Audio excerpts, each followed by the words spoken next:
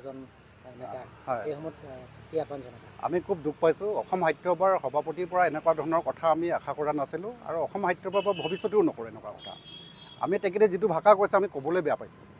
বড়ো আৰু মিচিঙৰ আৰু অসমৰ বসবাস কৰা খিলঞ্জীয়া জনজাতিসকলৰ অসম সাহিত্য সভাৰ প্ৰতি অৰিহণা নাই, এই কথাটো আমি খুব দুখ পাইছোঁ। আমি এটা কথা ক'ব বিচাৰোঁ, মিচিং আগম কাবাং প্ৰতিষ্ঠাপক প্ৰধান সম্পাদক ভাষা সাহিত্য নৰেন্দ্ৰ পাদুন ছাৰ আজিও আছে। তেখেত অসম সাহিত্য সভাৰ প্ৰধান সম্পাদক আছিল আৰু দুবাৰকৈ তেখেতে সভাপতি পদত প্ৰতিদ্বন্দ্বিতাও কৰিছে। বিগুমণি কাগিম উপ-সভাপতি আছিল মিচিং জনগোষ্ঠীৰ পৰা। অসম সাহিত্য সভাৰ প্ৰতি মিচিং জনগোষ্ঠীটো বা বড়ো জনগোষ্ঠীটোৰ যথেষ্ট অৱদান আছে, আমি ইতিহাসে কয় কথাখিনি। আৰু তেখেতে কৈছে চৰ চাপৰি অঞ্চলত ছাত্ৰ ছাত্ৰীয়ে অসমীয়া বিষয়ত ফেইল নকৰে। আমি তাত উদ্দেশ্য আছে, চৰ চাপৰি অঞ্চলত ছাত্ৰ ছাত্ৰীয়ে অসমীয়া বিষয়ত 100% পোৱাত আমাৰ আপত্তি নাই, কিন্তু সমান্তৰালভাৱে মিচিং বা অসমত খিলঞ্জীয়া জনজাতিসকলৰ শিক্ষিত যুৱক যুৱতী নিজৰ ভাষা থকা মাতৃভাষা থকাৰ পাছতো অসমীয়া ভাষাটোকে আপোন কৰি অসমীয়া মাধ্যমত কবিতা প্ৰবন্ধ উপন্যাস পুথি প্ৰকাশ কৰি পুৰস্কাৰ পাবলৈ সক্ষম হৈছে। গতিকে আমি ক'ব খোজোঁ অসম সাহিত্য সভাই যিটো কথা কৈছে এইটো অসম সাহিত্য সভাৰ সিদ্ধান্তৰ কোৱাৰ নিচিনা নালাগে, তথাপিতো অসম সাহিত্য সভাৰ সভাপতিজনে যিটো কথা কৈছে দুৰ্ভাগ্যজনক কথা।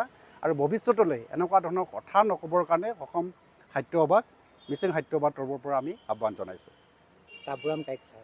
তাবুৰাম চাৰী ছাৰ মিচিং সাহিত্য সভাৰ প্ৰতিষ্ঠাপক সভাপতি, কটন মহাবিদ্যালয়ৰ ইংৰাজী বিভাগৰ প্ৰবক্তা, অসম চৰকাৰৰ শিক্ষা ডিপাৰ্টমেণ্টৰ সচিব আৰু তেখেতৰ প্ৰতি তেখেতৰ গ্ৰামাৰ ইংলিছ ফৰ স্কুল গোটেই আজি হাইস্কুল পৰ্যন্ত তেখেতৰ গ্ৰামাৰ চলি আছে।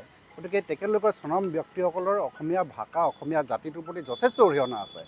এই কথাখিনি কি কাৰণত অসম সাহিত্য সভাৰ সভাপতিজনে ক'লে কথাটো আমি খুব দুখ পাইছোঁ আৰু সেইকাৰণে আমি কৈছোঁ যে অসম সাহিত্য সভাই তেনেকুৱা ধৰণৰ কথা নক'বৰ কাৰণে আমি আহ্বান জনাইছোঁ। অসম সাহিত্য সভাত মিচিং জনগোষ্ঠী এতিয়াও বহুত নবীন প্ৰবীণ লেখক লেখিকা জড়িত আছে।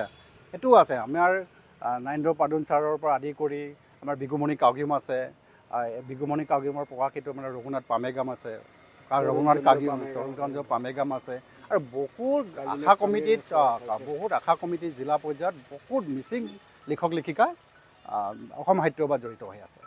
এই কথাখিনি তেখেতে আচলতে জানিব লাগিছিলে। কি কাৰণত বড়ো আৰু মিচিঙক অসমীয়াৰ পৰা আঁতৰাই দিয়াৰ নিচিনা কথাবোৰ কৈছে, এইটো খুব দুখ পাইছোঁ। আৰু তেখেতে ক'লেও আমি কিন্তু এই কথাটোত আমি পঠিয়ন নাযাওঁ আৰু আমি অসমীয়াৰ পৰা আঁতৰি অহা নাই, এই কথাটো আমি ক'ব পাৰোঁ। আৰু আমি ক'লোৱে যে নিজৰ ভাষা থকাৰ পাছত নিজৰ মাতৃভাষা থকাৰ পাছতো আমি অসমীয়া ভাষাটোকে খিলঞ্জীয়া জাতি জনগোষ্ঠীসমূহে আঁকোৱালি লৈছে আৰু অসমীয়া ভাষাতে অধ্যয়নত হৈ আছে। এই কথাটো এনেকৈ ভাবিব পাৰি নেকি? কাৰণ অসম সাহিত্য সভা হ'ল অসম জাতীয় এটা